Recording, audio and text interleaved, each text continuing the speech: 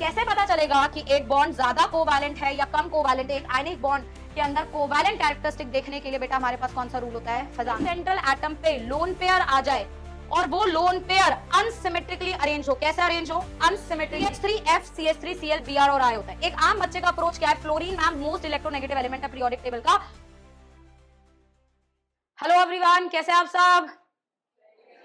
चलिए, आज हम वापस से मिल रहे हैं एक और धमाकेदार एपिसोड के लिए, जिसमें हम लोग क्या डिस्कस करने वाले बेटा? Chemical bonding and molecular structure. देखिए, है तो बहुत बड़ा चैप्टर। ओ माय गॉड, इसको 30 मिनट्स में कैसे कराया जाएगा? देखिए, आज हम 30 मिनट्स में ऐसा कुछ भी अगेन नहीं पढ़ने वाले जो हम लोगों को पता है कि ये टेट्राहेड्रल होता है, ये स्क्वायर प्लेनर होता है, ये होता है, ये वो होता है। हम इस बारे में कोई डिस्कशन नहीं करने वाले। हाइब्रिडाइजेशन क्या होती है, हम इस बारे में भी कोई डिस्कशन नहीं करने वाले। हम कुछ भी ऐसी चीज डिस्कस नहीं करने वाले जो हम सबको ऑब्वियस तरीके से पता है। हम वो डिस्कस करने वाले फिर से जहां पर हम लोग लैग करेंगे फॉर श्योर। हम यहाँ डिस्कस करेंगे एनसीईआरटी के कुछ टेबल्स जहां पर एग्जामिनर हमें फंसाएगा, हमें पता ही नहीं होगा ये टेबल एनसीईआरटी में। हम डिस्कस करेंगे एनसीईआरटी के कुछ ऐसे बैक एक्सरसाइज के क्वेश्चन जहां अगेन मुझे एग्जामिनर फंसाएगा, मुझे नहीं पता होगा, किसी और चैप्टर में होगा, है वो केमिकल बॉन्डिंग। ठीक है, हम लोग कुछ ऐसी टॉपिक्स के ऊपर डिस्कशन करेंगे जो not so obvious है in the upcoming 30 minutes. So are you all excited for this? Yes. चलिए, so let's start with this chapter. So we are talking about chemical bonding and chemical bonding में सबसे पहला chemical bond जो सबसे ज्यादा stronger माना जाता है और सबसे ज्यादा stable माना जाता है, that is nothing but a ionic bond. So I think everybody know एक ionic bond होता है एक force of attraction between a positive charge cation and a negative charge anion. See force of attraction की बेटा कोई direction नहीं होती है, तो इसलिए इस तरीके के बॉन्ड को क्या बोला जाता है? Non directional bond. तो एग्जामिनर वर्ड लिख दे नॉन डायरेक्शनल, तो वो तुझे समझाने की कोशिश कर रहा है ये बॉन्ड कौन सा है? आयनिक। तो कभी कभी हम लोगों को सीधे मुंह बात करनी पसंद नहीं होती है, इसलिए हम ऐसी चीजें ट्विस्ट कर देते हैं। सो हमारे लिए आयनिक बॉन्ड एक ऐसा बॉन्ड है जो इलेक्ट्रोवायलेंट है और साथ साथ नॉन डायरेक्शनल है। एक आयनिक बॉन्ड जब बनता है बेटा तो एक एनर्जी रिलीज होती है जिसे हम लोग बोलते हैं लैटिस एनर्जी। लैटिस एनर्जी का कॉन्सेप्ट केमिकल बॉन्डिंग में बहुत कम दे रखा है, लेकिन बॉन हेबर साइकिल थर्मो में बहुत ज्यादा दे रखा है। ये बात किसका? थर्मो का नहीं, ये बात है बॉन्डिंग का। तो अपन को दिया कहाँ है? थर्मो में। पढ़ना कहाँ है? बॉन्डिंग में। इसलिए लैटिस एनर्जी को यहाँ लेकर आए हैं। लैटिस एनर्जी एक ऐसी एनर्जी है जो रिलीज होगी जब एक गैसियस कटायन और एक गैसियस अनायन आपस में मिलके एक स्टेबल आयनिक बॉन्ड बनाएंगे, तो जो एनर्जी रिलीज होगी उसे बोला जाएगा लैटिस एनर्जी। अब जितना ज्यादा आयनिक कंपाउंड बाल को स्टेबल होता जाएगा, एनर्जी रिलीज उतनी ज्यादा होती जाएगी। इसलिए लैटिस एनर्जी को हम लोग एक स्टेबिलिटी का पैरामीटर मान के चलते हैं। लैटिस एनर्जी को मैं दो तरीके से डिफाइन करूंगी, एक जो रिलीज हुई जब एक आयनिक बॉन्ड बना, दूसरा अगर मैं इस रिएक्शन को रिवर्स करके लिख दूं तो क्या मैं बोल सकती हूं लैटिस एनर्जी वो एनर्जी है जो हमने दी ताकि आयनिक बॉन्ड टूटे और बने गैसियस कटायन और गैसियस अनायन। तो क्या मैं इसे सिर्फ नेगेटिव बोलूंगी? नहीं, ये नेगेटिव तब होगी जब आयनिक कंपाउंड बनेगा, पॉजिटिव कब होगी? जब आयनिक कंपाउंड टूटेगा। क्या ये बात समझ आ गई? More is the lattice energy, more is the stability. Lattice energy depend किस पे करता है बेटा? Charge by size. More is the charge, more is the lattice energy. Greater is the charge, lesser is the lattice energy. तो अगर मैं आपसे lithium oxide, sodium oxide, potassium oxide इन सबका लैटिस एनर्जी पूछूं तो बेटा चार्ज सबका सेम है, कटायन का साइज बढ़ता जा रहा है, तो लैटिस एनर्जी कम होती जाएगी, मतलब lattice energy decreases. And this is also the order of stability. तो स्टेबिलिटी का ऑर्डर भी किसका ऑर्डर है? लैटिस एनर्जी का ऑर्डर है। क्या ये बात समझ आई है? लैटिस एनर्जी से हमें आयनिक बॉन्ड समझ आता है, लेकिन क्या ऐसा कुछ रूल है केमिस्ट्री में कि हर बॉन्ड जो मुझे आयनिक दिख रहा वो आयनिक ही हो? नहीं। हमारा दिमाग का परसेप्शन ये कहता है कि एक मेटल और एक नॉन मेटल के बीच का बॉन्ड आयनिक होता है, लेकिन कई बार ऐसा होता है एक मेटल और एक नॉन मेटल के बीच का बॉन्ड ज्यादा कोवैलेंट है और कम आयनिक है। कोई भी बॉन्ड 100% आयनिक नहीं होता है और 100% कोवैलेंट नहीं होता। मेरे पास बतेरे एग्जाम्पल्स है, देखिए AlCl3, BeCl2, बहुत सारे ऐसे एग्जाम्पल्स हैं जो एक मेटल और नॉन मेटल का ही बॉन्ड है, लेकिन सारे बॉन्ड को हम ज्यादातर क्या मान के चलते हैं? कोवैलेंट और कम मान के चलते हैं क्या, आयनिक। तो मुझे कैसे पता चलेगा कि एक बॉन्ड ज्यादा कोवैलेंट है या कम कोवैलेंट है? एक आयनिक बॉन्ड के अंदर कोवैलेंट कैरेक्टरिस्टिक देखने के लिए बेटा हमारे पास कौन सा रूल होता है, फजान्स रूल। फजान्स रूल ये कहता है कटायन का साइज, ध्यान से सुनेंगे, कटायन का साइज जितना स्मॉल कर दे, अनायन का साइज जितना लार्ज कर दे, उतना ज्यादा कोवैलेंट कैरेक्टर बढ़ जाता है। कटायन का साइज हमें क्या करना है, स्मॉल, अनायन का साइज हमें क्या करना है, लार्ज। देखिए कटायन पे प्लस चार्ज है, प्लस चार्ज बढ़ाते जाते हो तो साइज कम होता जाता है, मतलब चार्ज तो आपको कटायन का बढ़ाना पड़ेगा तभी साइज कम होगा। अरे बोलो हाँ कि ना। सिमिलरली अनायन पे कौन सा चार्ज है बच्चों, नेगेटिव। नेगेटिव चार्ज जितना ज्यादा होता है साइज उतना बढ़ता है, साइज तो बढ़ाना है तो चार्ज भी क्या करना पड़ेगा, बढ़ाना पड़ेगा। मतलब चार्ज कटायन और अनायन के लिए दोनों के लिए डायरेक्टली प्रोपोर्शनल होता है, लेकिन साइज कटायन के लिए इनवर्स है और अनायन के लिए डायरेक्ट है। जब ये होगा तभी आयनिक कंपाउंड के अंदर कौन सा कैरेक्टर आएगा, कोवैलेंट कैरेक्टर आएगा। तो अब आप इन एग्जांपल्स को देखिए बेटा, कटायन का साइज बहुत छोटा, अनायन का साइज बहुत बड़ा। कटायन पे चार्ज बहुत ज्यादा, मतलब ऑटोमेटिकली साइज क्या हो गया, कम हो गया, और अनायन का साइज ज्यादा है। कंपाउंड्स ये सारे के सारे क्या होते जा रहे हैं बेटा, कोवैलेंट होते जा रहे हैं। ये मेटल नॉन मेटल बट फिर भी क्या है, कोवैलेंट। क्या ये बात समझ आ रही है? वैसे ही अगर मैंने अनायन जो है, जैसे आप ये देखिए AlCl3, उसको मैंने क्या बोला है, कोवैलेंट। वही बेटा मैंने AlF3 ले लिया बेटा, ये हो जाएगा आयनिक। क्योंकि अब तूने कटायन की तो सुनी बट तूने अनायन की नहीं सुनी। जब तुम दोनों की सुनते हो, कटायन को बहुत छोटा कर देते हो और अनायन को बहुत बड़ा कर देते हो, तभी उनके अंदर कोवैलेंट कैरेक्टर क्या करने लग जाता है, डोमिनेट करने लग जाता है। क्या ये बात समझ आई? सो ये सारी कहानी बेटा हमने किसकी पढ़ी, आयनिक कंपाउंड्स की पढ़ी, आयनिक बॉन्ड की पढ़ी। अब इस केमिकल बॉन्डिंग में सिर्फ आयनिक बॉन्ड तो हमें नहीं पढ़ना, हमने आयनिक के अंदर कौन सा कैरेक्टर देख लिया, कोवैलेंट। अब हमें यह भी देखना है कि कोवैलेंट मॉलिक्यूल्स कैसे होते हैं, कोवैलेंट क्या बनते हैं, कैसे बनते हैं। तो जरा एक बार डिस्कशन करते हैं बेटा किन मॉलिक्यूल्स के ऊपर, कोवैलेंट बॉन्ड के ऊपर। देखिए कोवैलेंट बॉन्ड में मुझे पता है आप लोग जानते हैं इलेक्ट्रॉन पेयर की शेयरिंग होती है। हम सब जानते हैं इलेक्ट्रॉन पेयर जो है जब एक बॉन्ड बनाता है तो ऑर्बिटल्स पार्शियली ओवरलैप करते हैं।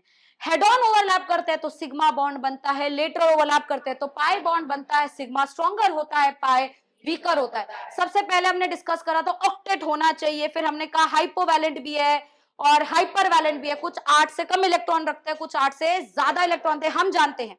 हमें यह भी पता है कि कोऑर्डिनेशन नंबर 4 आता है मॉलिक्यूल टेट्राहेड्रल हो जाता है, 5 आता है ट्राइगोनल बाइपिरामिडल हो जाता है, 3 आता है प्लेनर हो जाता है, 2 आता है लीनियर हो जाता है, हम सब जानते हैं। लेकिन फिर भी हमसे सवाल नहीं बनते। क्यों नहीं बनते? क्योंकि हम बेसिक चीजें नहीं जानते। तो आज के सेशन में अपन ये नहीं डिस्कस कर रहे क्या टेट्राहेड्रल है, क्या प्लेनर है, क्या ना ना ना, हम डिस्कस कर रहे हैं बेसिक क्या है। तो सबसे पहला पॉइंट ऑफ बेसिक पॉइंट में आता है हमारा कोवैलेंसी। हमें ये नहीं पता कौन सा बॉन्ड कितने, एक एटम कितने मॉलिक्यूल्स कितने बॉन्ड बना सकता है, क्या हो रहा है। देखिए ऐसा बोला जाता है जब आप कोवैलेंट बॉन्ड बनाते हैं, हर एक एटम उतने मैक्सिमम बॉन्ड बना सकता है जितने उसके वैलेंट शेल के ऑर्बिटल है। क्या बोला मैंने? वैलेंट शेल के ऑर्बिटल। अगर मैं सेकेंड पीरियड का एलिमेंट लेती हूं तो उसका वैलेंट शेल 2 होगा। अब 2 में कौन सा ऑर्बिटल होता है बेटा? 2s का ऑर्बिटल होता है और 2p के ऑर्बिटल होते हैं। 2p के कितने ऑर्बिटल होते हैं? 3। 2s के कितने ऑर्बिटल होते हैं? 2। 1। तो टोटल ऑर्बिटल कितने हुए? 4। तो बेटा ये बात ध्यान रखेंगे, सेकेंड पीरियड का कोई भी एलिमेंट हो जाए वो 4 ही बॉन्ड बना सकता है। क्या बोला मैंने? सेकेंड पीरियड का कोई भी एलिमेंट हो जाए वो 4 ही बॉन्ड बना सकता है, 4 से कम अलाउड है, 4 से ज्यादा गुनाह है, क्राइम है, बना नहीं सकते हैं। तो कोई भी सेकंड पीरियड का एलिमेंट होगा उसका मैक्सिमम कोवैलेंसी कितना होगा? 4। 4 से कम चलेगा, 4 से ज्यादा नहीं चलेगा। देखिए NH3 चलेगा, सेकंड पीरियड का है, 3 बॉन्ड बना रहा है, चलेगा। BF3 सेकंड पीरियड का है, 3 बॉन्ड बना रहा है, चलेगा। BF4 माइनस सेकंड पीरियड का है, 4 बॉन्ड बना रहा है, चलेगा। BF6 -3 नहीं चलेगा, सेकेंड पीरियड का 6 बॉन्ड बना नहीं सकता है। क्या ये बात समझ आ रही है? इसलिए हम बोल रहे हैं NCl5 बनता नहीं है। बट जैसे ही बेटा मैं सेकेंड पीरियड की बजाय थर्ड पीरियड में गई, अब 3s भी होगा, 3p भी होगा और 3d भी तो होगा। अब मेरे ऑर्बिटल क्या 4 ही सीमित रहेंगे? नहीं, 4 से क्या हो जाएंगे? ज्यादा। तो थर्ड पीरियड हो, फोर्थ पीरियड हो, फिफ्थ पीरियड हो, वो जितने बॉन्ड बनाना चाहे 4 से ज्यादा वो बना सकता है। कम तो बना ही सकता है और ज्यादा भी बना सकता है, इसलिए PCl5 बन जाता है पर NCl5 नहीं बनता। PH3 बन जाता है, कम बना सकता है। NH3 बन जाता है, कम बना सकता है। NH4 प्लस बन सकता है, 4 बना सकता है। PH4 प्लस बन सकता है, 4 बना सकता है। तो जो थर्ड पीरियड वाले हैं वो 4 भी बना सकते हैं, वो 4 से कम भी बना सकते हैं, 4 से ज्यादा भी बना सकते हैं। लेकिन सेकंड पीरियड वाले 4 से सिर्फ कम बनाएंगे और सिर्फ कितना बनाएंगे? 4। क्या ये बात समझ आ रही है? That is what is covalency. तो थर्ड पीरियड और फोर्थ पीरियड के एलिमेंट्स अपनी कोवैलेंसी को एक्सपैंड कर सकते हैं। इसलिए हमारे पास कुछ मॉलिक्यूल हाइपोवैलेंट होते हैं, कुछ मॉलिक्यूल हाइपर वैलेंट होते हैं और कुछ इलेक्ट्रॉन प्रिसाइज होते हैं, जितने होने चाहिए उतने ही। ठीक है, अब देखिए इसमें से कौन सा एलिमेंट है जो कोवैलेंसी 4 से ज्यादा शो कर सकता है? मैंने बोला थर्ड पीरियड एंड अबव, तो कौन हो सकते हैं? क्या ये दोनों है? हाँ। क्या ये दोनों? नहीं। Second period? क्या ये दोनों? ये दोनों हो सकते हैं, थर्ड पीरियड से ज्यादा है। और ये दोनों नहीं हो सकते। तो हमसे क्या पूछ रहा है? जो कोवैलेंसी 4 से ज्यादा शो ना कर सके। तो हमारा आंसर क्या हो जाएगा? B and N। बोरॉन 4 बनाएगा, नाइट्रोजन भी 4 बनाएगा, ये दोनों 4 से ज्यादा बना सकते हैं। क्या आपको मेरी बात समझ आ गई है? चलिए बेटा अब नए कॉन्सेप्ट की तरफ चलते हैं, दैट इज डिस्ट्रॉशन। अभी मैंने कहा आप जानते हैं टेट्राहेड्रल, आप जानते हैं प्लेनर, लेकिन फिर भी हमारा सवाल आता है इसमें से कौन सा मॉलिक्यूल है जो डिस्टॉर्टेड है? और हम फंस जाते हैं, हमें नहीं पता डिस्टॉर्टेड क्या है। फिर हमसे सवाल पूछा जाता है कौन सा आइसोस्ट्रक्चरल है, फिर हम फंस जाते हैं, हमें नहीं पता। हमसे ज्योमेट्री पूछ लो, हमसे शेप पूछ लो, पर आइसोस्ट्रक्चरल मत पूछो, हमें नहीं मालूम। तो आज हम इन्हीं चीज पर फोकस करने वाले। What do we mean when we see the molecule as isostructure? What do we mean when we talk about bond angles and when we talk about distortion? So when I talk about isostructure, beta, please understand I talk about same structure. Same structure से मेरा मतलब same hybridization नहीं है, same geometry नहीं है, same shape है. So when I say isostructural, my first priority is same shape. Shape बराबर होनी चाहिए, भले ही हाइब्रिडाइजेशन क्या हो, भले ही ज्योमेट्री क्या हो। जैसे कि मैं आपको बताती हूँ CO2, सारे बच्चे जानते हैं CO2 लीनियर है। I3-, देखिए इसका हाइब्रिडाइजेशन होता है sp। I3- की बात करते हैं तो आपको याद होगा I3- इस तरीके का मॉलिक्यूल होता है जिसका हाइब्रिडाइजेशन होता है sp3d। देखिए हाइब्रिडाइजेशन अलग है, ज्योमेट्री लीनियर होगी, ज्योमेट्री TPP होगी, लेकिन शेप दोनों की क्या है? Same, linear and linear. तो इन दोनों को भी बेटा मैं क्या बोलूंगी? आइसोस्ट्रक्चरल। तो आइसोस्ट्रक्चर में पहला प्रेफरेंस किसको देना है? शेप। मान लो 4 ऑप्शन ऐसे हैं जिसमें शेप सेम है ही नहीं, या एक से ज्यादा ऐसे हैं जिनकी शेप सेम है, तो सेकंड प्रायोरिटी देना है सेम ज्योमेट्री। मतलब सेम हाइब्रिडाइजेशन होगी तभी तो ज्योमेट्री सेम होगी। तो हाइब्रिडाइजेशन और ज्योमेट्री को अपन को हमेशा कौन सा प्रेफरेंस देना होता है? सेकंड। अगर शेप से आंसर नहीं आएगा तो ही स्ट्रक्चर देखेंगे, ज्योमेट्री पहला प्रेफरेंस नहीं है। क्या मेरी बात समझ आई है? तो इन दोनों में से इन दोनों को क्या माना जाएगा? आइसोस्ट्रक्चर। वैसे ही बेटा वाटर SO2 देख लीजिए, हाइब्रिडाइजेशन दोनों का अलग है। इसका हाइब्रिडाइजेशन क्या होता है? sp3। इसका हाइब्रिडाइजेशन क्या होता है? sp2। लेकिन फिर भी मैं बोलूंगी दोनों के दोनों क्या है? आइसोस्ट्रक्चर। कितनों को दिख रहा है? बेंट है, राइट। पहली चीज तो ये। दूसरी चीज, जैसे ही सेंट्रल एटम पे लोन पेयर आ जाए और वो लोन पेयर अनसिमेट्रिकली अरेंज हो, कैसे अरेंज हो? अनसिमेट्रिकली, आपका बॉन्ड एंगल जो होना चाहिए उसे बदल जाएगा।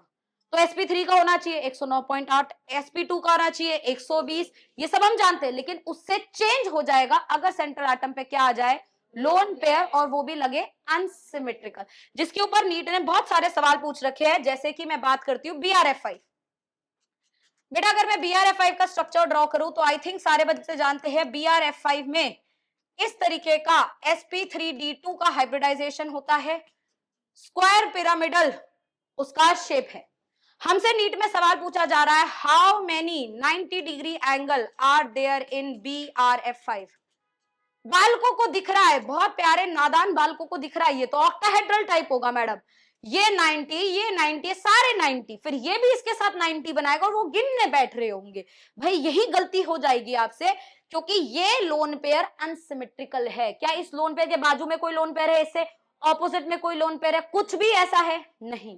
तो ये लोन पेयर सारे एंगल को गड़बड़ कर देगा, कोई भी एंगल जो एक्सपेक्टेड होना चाहिए वो नहीं होगा। In this case there is no angle of 90 degree, मतलब मेरा आंसर लिटरली में क्या है, 0। So if there are any cases जिसमें ज्योमेट्री क्या हो जाए, ऑक्टाहेड्रल है, बट लोन पेयर कैसा है, unsymmetrical, there is no angle which you are thinking there is, right. Let me take you one more example, let's talk about HCF4। क्या हम सब जानते हैं HCF4 क्या है? Yes, we know it. This is HCF4. Again the same question is, how many 90 degree angles? How many 90 degree angles? What do I think? I say there is a lone pair. Ma'am ने बोला lone pair होने से angle 90 का नहीं होता, लेकिन मैंने एक शब्द भी बोला है अनसिमेट्रिकल। कितनों को दिख रहा है सिमेट्रिकल लोन पेयर है? सिमेट्रिकल होने का मतलब यहां से भी रिपल्शन, यहां से भी रिपल्शन, एक तरफ कुआं एक तरफ खाई, जाए तो जाए कहां, वहीं रहेंगे जहां थे। इसका मतलब ये सारे एंगल बैक टू नॉर्मल आ जाएंगे, मतलब 90 90 90, आंसर क्या आ जाएगा, 4। तो please understand, whenever there is a unsymmetrical lone pair, the lone pair will going to change the bond angles। क्या है, मेरी बात समझ आई? इन्हीं लोन पेयर की वजह से मॉलिक्यूल में एंगल बदलता है, तो ही मॉलिक्यूल के अंदर बच्चों क्या आता है, डिस्टॉर्शन। तो आपसे पूछे किसका मॉलिक्यूल डिस्टॉर्टेड है, जिसमें अनसिमेट्रिकल लोन, पहली बात तो लोन पेयर हो और दूसरी बात अनसिमेट्रिकल भी हो। क्या मेरी बात क्लियर है? थोड़ा सा आगे चलते हैं और इन सारी चीजों को एक बार समझते हैं। पूछ रहा है इनमें से कौन सी 2 स्पीशीज है, देख लीजिए क्या बोल दिया है, आइसोस्ट्रक्चरल। तो अगर आप इन सबके स्ट्रक्चर्स ड्रॉ करोगे तो आपको पता चल जाएगा, BF3 तो प्लेनर होता है और NF3 पिरामिडल होता है, कहीं से शेप सेम नहीं है। अगर आप इन दोनों को ड्रॉ करोगे, इनको ड्रॉ करोगे, इन सब में आपको कुछ कुछ सिमिलैरिटीज दिखेंगी। जैसे हम जरा इसकी बात कर लेते हैं बेटा, व्हाट अबाउट दिस, सल्फर के वैलेंस इलेक्ट्रॉन कितने होते हैं, 6 प्लस 2 मैंने और कर दिया 8, मतलब कोऑर्डिनेशन नंबर हो जाएगा 4, ये बन जाएगा एक तरीके का टेट्राहेड्रल। व्हाट अबाउट दिस, 5 और 1 6, मतलब sp2, तो ये भी अगेन कभी सेम नहीं आ सकता, वहां पिरामिडल शेप आ जाएगा, यहाँ कौन सा शेप आ जाएगा, प्लेनर। SF4 FCH4 तो मैंने आपको अभी बताया क्या होता है। SF4 क्या होता है बेटा, SF4 में अगर आप याद करोगे तो एक लोन पेयर होता है इक्वेटोरियल पर इस तरीके से। क्या ये सीसो है और ये क्या है, स्क्वायर प्लेनर, यहां पर भी नहीं है। अब इनको देख लीजिए, आपको बहुत आराम से समझ आएगा। पहले बेटा जरा हाइब्रिडाइजेशन निकालिए। ब्रोमीन के कितने वैलेंस होते हैं, 7 और -1 कितने हुए, 8, 8 का हाफ कितना हुआ, 4, sp3 हुआ कि नहीं हुआ, 8, 8 का हाफ 4, sp3 हुआ नहीं हुआ, दोनों का हाइब्रिडाइजेशन सेम है। दोनों में सब्स्टिट्यूएंट कितने हैं, सेम। लोन पेयर कितने हैं, सेम। दोनों का शेप क्या आ गया, सेम। क्या मेरी बात समझ आ रही है? तो मेहनत लगेगी, लेकिन आपको आइडेंटिफाई करना है शेप पहले। शेप इनमें से इसकी सेम है और बाय चांस की बात है इनका हाइब्रिडाइजेशन भी सेम, तो अगर शेप और हाइब्रिडाइजेशन मिल जाए तो अच्छी बात है, नहीं तो पहली प्रायोरिटी किसको देनी है, शेप को देनी है। क्या बात समझ आ गई है? चलिए थोड़ा सा आगे बढ़ते हैं और नए कंसेप्ट की तरफ आते हैं, और आपको एक बहुत ही खूबसूरत सा टेबल दिख रहा होगा। ये टेबल आपकी एनसीईआरटी किताब का टेबल है, और बहुत सारे बच्चे आप जैसे नादान बालक एनसीईआरटी की किताब को या तो पढ़ते नहीं है, या फिर पढ़ते हैं तो सिर्फ थ्योरी पढ़ के छोड़ देते हैं। और यहाँ ऐसी बहुत सारी बातें हैं जो इन्होंने टेबल में छुपा रखी है, और इसके ऊपर अपन को अब सोच विचार करना है। सबसे पहले जैसे मैंने आपको बोला, कोई बॉन्ड कोवैलेंट नहीं है, कोई बॉन्ड आयनिक नहीं है 100%। तो कोवैलेंट बॉन्ड में आयनिक कैरेक्टर भी तो आएगा ना। कोवैलेंट बॉन्ड में कौन सा कैरेक्टर आएगा, आयनिक कैरेक्टर। और ये आयनिक कैरेक्टर अगर कोवैलेंट बॉन्ड में देखेंगे बेटा, तो वो हम किससे देखते हैं, डाइपोल से देखते हैं। जो डाइपोल होता है वो होता है चार्ज इनटू डिस्टेंस। डाइपोल एक वेक्टर क्वांटिटी है, और अगर वेक्टर क्वांटिटी है उसका डायरेक्शन अपन पॉजिटिव से लेके कहां चलते हैं बेटा, नेगेटिव। अब यहाँ पे 2 चीजों का बहुत रोल है जो आपस में क्लैश करता है। पहला रोल होता है चार्ज और डिस्टेंस दोनों का, और दूसरा रोल होता है क्योंकि डाइपोल एक वेक्टर क्वांटिटी है, तो कहीं ऐसा ना हो सिमेट्रिकल अरेंजमेंट की वजह से डाइपोल क्या कर जाए, कैंसिल। अपन को वेक्टर एडिशन भी अपने दिमाग में रखना। जैसे कि मैं इस केस की बात करती हूँ और मैं आपको बहुत सिंपल सी बात बोलूंगी जो मैं चाहती हूँ आप सब इस बात पे ध्यान दें। एक आम बच्चा क्या सोचता है और अब तुम क्या सोचने वाले। अगर मैं इस स्ट्रक्चर को ध्यान से देखूंगी, मैं आपसे पूछ लूंगी इसका डाइपोल मोमेंट, केमिकल बॉन्डिंग का ये सवाल है एनसीईआरटी में, हेलो एल्केन हेलो एरीन्स की उसमें दिया हुआ है पीवाई, वो आपका जो एक्सटर्नल एक्सरसाइज होती है, मतलब चैप्टर कौन सा दे दिया, हेलो एल्केन हेलो एरीन, है किसका टॉपिक, बॉन्डिंग, तो उसको कवर करें। अब इसमें आपको लग रहा है एक सीएल, और सीएल आप सब जानते हैं इलेक्ट्रोनेगेटिव होता है नहीं होता, तो आपको पता है यहाँ डाइपोल आ गया। कितने बच्चों को दिख रहा है, 2 सीएल, तो आपको लगेगा और ज्यादा डाइपोल आ गया, 3 डाइपोल सीएल और ज्यादा डाइपोल आ गया। यहां मेरे ख्याल से आप मान लोगे क्योंकि ये सिमेट्रिकल है, टेट्राहेड्रल है, तो इस सिमेट्रिकल की वजह से यहाँ डाइपोल क्या होने वाला है, 0। लेकिन इन तीनों में शायद आपको लगे कि डाइपोल क्या हो रहा है, बढ़ रहा है, और ये आप गलत कर दिए। Here you go wrong. Why? Because ये सारे मॉलिक्यूल्स बेटा अपन कैसे देख रहे हैं, sp3। तो अगर मैं एक CH3Cl की बात करूं, एक डाइपोल ऐसे आया कि नहीं आया। CH2Cl2 की बात करूंगी बेटा, तो 2 डाइपोल आएंगे, लेकिन दोनों के बीच का एंगल कितना आएगा, 109.8 आएगा, क्योंकि तो टेट्राहेड्रल है। अब जब आप वेक्टर एडिशन करते हो, आप याद करो आपके वेक्टर एडिशन में a² plus b² plus 2ab cos theta आता है, और थीटा का वैल्यू अगर 100 से ज्यादा हो तो वो नेगेटिव हो जाता है। इसका मतलब जब मैं इन दोनों का वेक्टर एडिशन करूंगी, cos नेगेटिव होने की वजह से जो रिजल्टेंट आएगा वो ओरिजिनल से कम आएगा। तो भले ही 2 सीएल है, लेकिन 2 सीएल का रिजल्टेंट 1 सीएल के कम है, क्योंकि उनके बीच का एंगल कितना है, 109 पॉइंट। वैसे ही और सीएल लगा दिए तो अपन का रिजल्टेंट और कम हो गया, और जैसे ही 4 लगा दिए रिजल्टेंट 0 हो गया। तो हमारा डाइपोल यहाँ पे स्मूथली क्या कर रहा है बेटा, डिक्रीज कर रहा है, और पहले झटके में इन तीनों में लगता है कि डाइपोल क्या होगा, इंक्रीज। कई बालकों तो ऐसे बनाकर और रहेंगे, ये सीएल मैम, ये सीएल मैम, ये सीएल, ये मैम देखो ऐड हो गया डाइपोल। आप ही करोगे वो हरकत है, आपको लगेगा डाइपोल क्या हो रहा है, ऐड, लेकिन ये सोचिए लग रहा है, लेकिन 3D में एक्चुअली टेट्राहेड्रल होने की वजह से ये ऐड नहीं हो रहा है। क्या आपको मेरी बात, मतलब ऐड हो रहा है पर वैल्यू ज्यादा नहीं आ रही है, क्योंकि कॉस थीटा क्या हो चुका है बेटा, 100 से ज्यादा हो चुका है। क्या मेरी बात क्लियर है। सिमिलर लाइंस पे बेटा एक और धमाकेदार सवाल हमारे पास यहां डाइपोल का आ जाता है, जब मेरे पास CH3F CH3Cl Br और I होता है। एक आम बच्चे का अप्रोच क्या है, fluorine ma'am most electronegative element है पीरियोडिक टेबल का, तो यहाँ डाइपोल सबसे ज्यादा, फिर ये मतलब डिक्रीज करेगा, और यहां पर आप फिर मार खा गए, क्योंकि इन दोनों में CH3Cl का डाइपोल ज्यादा होता है बेटा। CH3 alkyl chlorides are more polar than alkyl fluorides. Halo alkane halo arenes में ये चीज मेंशन भी की हुई है एनसीईआरटी में, प्लीज रिमेंबर। ऐसा क्यों होता है, चार्ज भले इसका ज्यादा, लेकिन अपन को क्या देखना होता है, डिस्टेंस। सो डिस्टेंस और चार्ज का जो प्रोडक्ट आता है वो Cl के लिए ज्यादा आता है compare to that of fluorine. तुम्हारा फाइनल ऑर्डर क्या बनता है बेटा, CH3Cl then CH3F। Fluorine last में नहीं जाएगा, सेकंड पर आएगा, फिर क्या बनेगा CH3Br, और फिर क्या आएगा CH3I। क्या ये बात क्लियर हुई है सबको। तो ये 2 चीजें अपन याद रखेंगे। तीसरी चीज आती है बेटा इस एग्जाम्पल में, और मैं चाहती हूं हम में से सारे बच्चे इन 2 चीजों पे बहुत ज्यादा फोकस करें।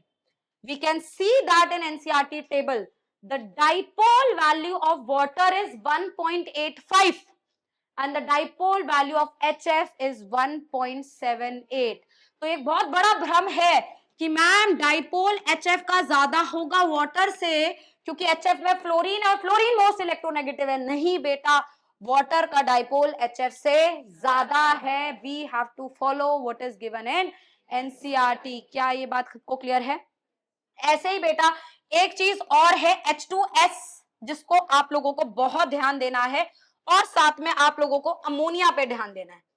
अब बच्चों को क्या लगता है, मैं एक स्लाइड में आपको बता रही हूं, अगर मैंने आपको अमोनिया लिख कर दिया और H2S लिख कर दिया, आप में से आधे बच्चे कहेंगे मैम यहाँ 2 लोन पेयर है और यहाँ कितने लोन पेयर है, 1। जैसे वाटर में 2 लोन पेयर होते हैं, वाटर ज्यादा डाइपोल शो करता है, वैसे ही H2S में डाइपोल ज्यादा होना चाहिए, किससे, अमोनिया से। अब वापस से रेफरेंस देख लीजिए, अमोनिया का 1.47 है, जबकि H2S का बहुत कम है 0.95।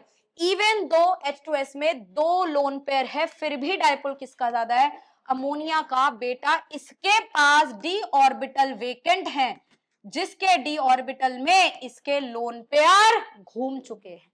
तो लोन पेयर अवेलेबल ही नहीं है, उसके लोन पेयर किस में जा चुके हैं? उसके डी ऑर्बिटल में जा चुके हैं। इस वजह से का डाइपोल थोड़ा सा अमोनिया से कम हो चुका। तो कुछ ऐसे फैक्ट्स है जिसके ऊपर एग्जामिनर सवाल पूछेगा। थ्योरी तुम पढ़ के जाओगे, लेकिन थ्योरी से तुम्हारे सवाल नहीं बनेंगे, आपको फोकस ऑन द टेबल्स। क्या मेरी बात समझ आई है? चलिए, कुछ ऐसे ही कॉन्सेप्ट हम लोग लेके चलते हैं बॉन्ड पैरामीटर्स में। फिर से कितने बच्चों को एक बहुत मजेदार सा टेबल दिख रहा है? हम सबको एक बहुत सिंपल सी बात पता है। क्या पता है? Bond order, bond length and bond energy के बारे में हम जानते हैं। बॉन्ड ऑर्डर जितना ज्यादा होगा, बॉन्ड लेंथ उतनी कम होगी, बॉन्ड एनर्जी उतनी ज्यादा होगी। तो हमारी एक्सपेक्टेशन ये है कि अगर मैं आपसे पूछ लूं सी ट्रिपल बॉन्ड सी और सी सिंगल बॉन्ड सी और सी डबल बॉन्ड सी में आपसे पूछूं मैं बॉन्ड लेंथ बताइए, आप मुझे बता देंगे, बोलेंगे मैम कैसा चिंदी सवाल है। ट्रिपल बॉन्ड का लेंथ क्या होगा बेटा? कम होगा। डबल बॉन्ड का लेंथ ज्यादा होगा, सिंगल बॉन्ड का लेंथ और ज्यादा होगा।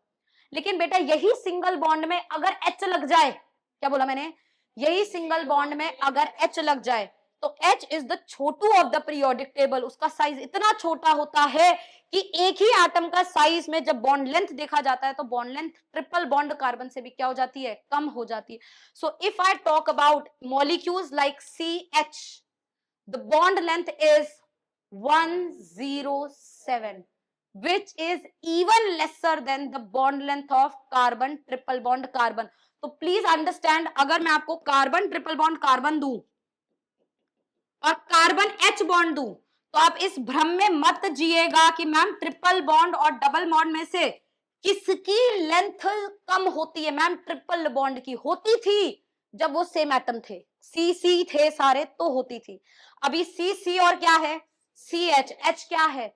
छोटू of the periodic table. H को लगते ही बॉन्ड लेंथ सबसे कम हो जाती है, ट्रिपल बॉन्ड से भी क्या हो जाती है? कम हो जाती है। ये बात आप याद रखेंगे। क्या आप लोगों को मेरी बात समझ आ रही है? सो आपको यहां से समझ आ रहा है, आपको एनसीईआरटी के टेबल्स को भी पढ़ना है, सिर्फ थ्योरी नहीं पढ़ना, एनसीईआरटी का टेबल भी पढ़ना है। क्या मेरी बात क्लियर है?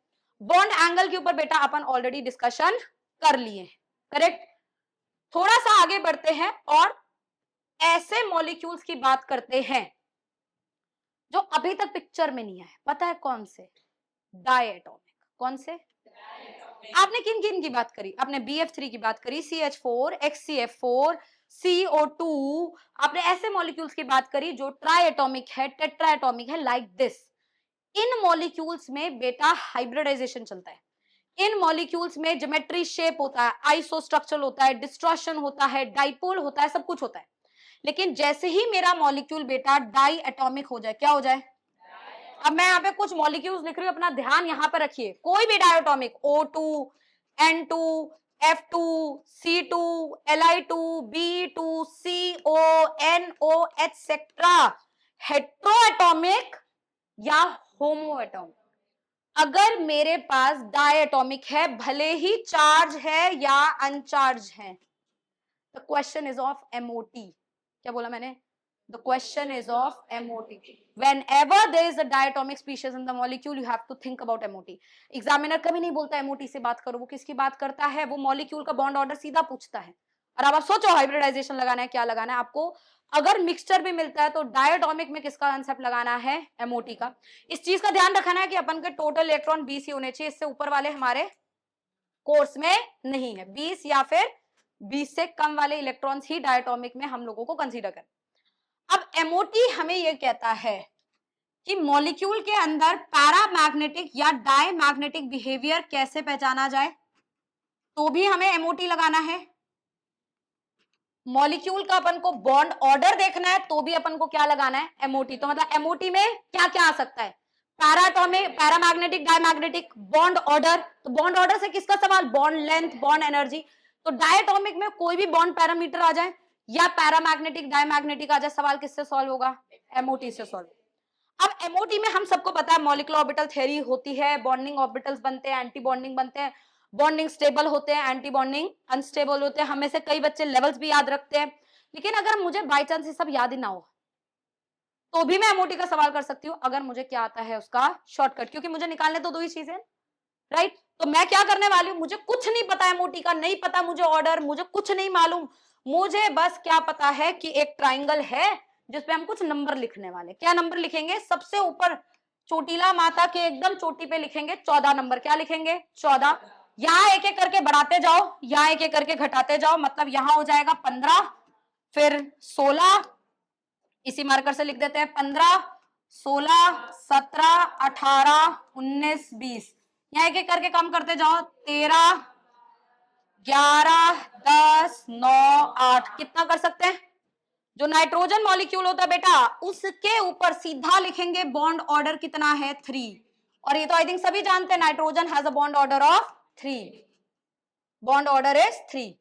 यहाँ 0.5 कम, यहाँ 0.5 कम, तो 3 से आगे गए 2.5, 2, 1.5, 1.5, 0, same is the case here.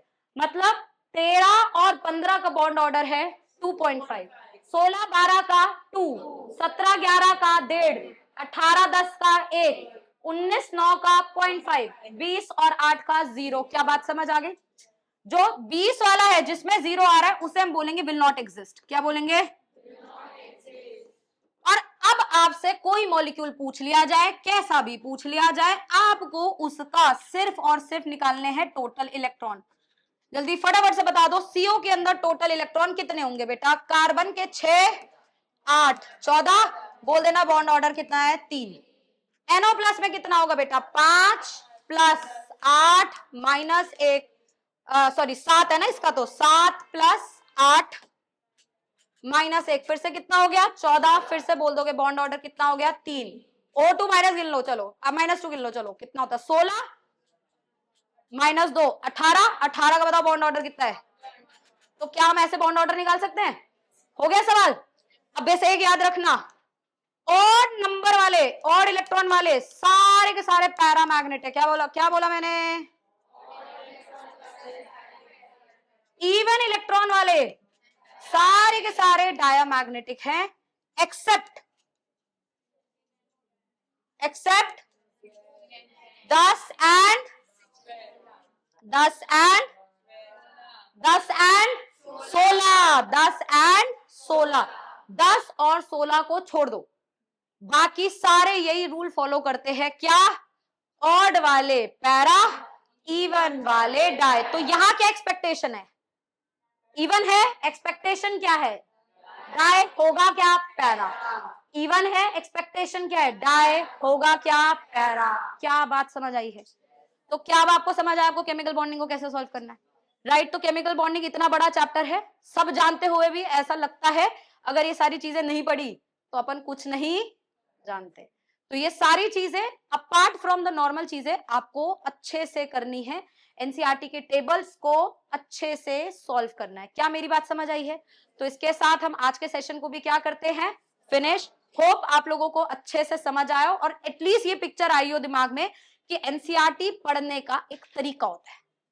बिना एनसीईआरटी पढ़ना और गलत तरीके से एनसीईआरटी पढ़ना एक ही बराबर है। तो जब तक आप सही तरीके से नहीं पढ़ेंगे आपका कोई भी काम नहीं बनेगा। चलिए इसके साथ आज के सेशन को वाइंड ऑफ करते हैं। Thank you so much.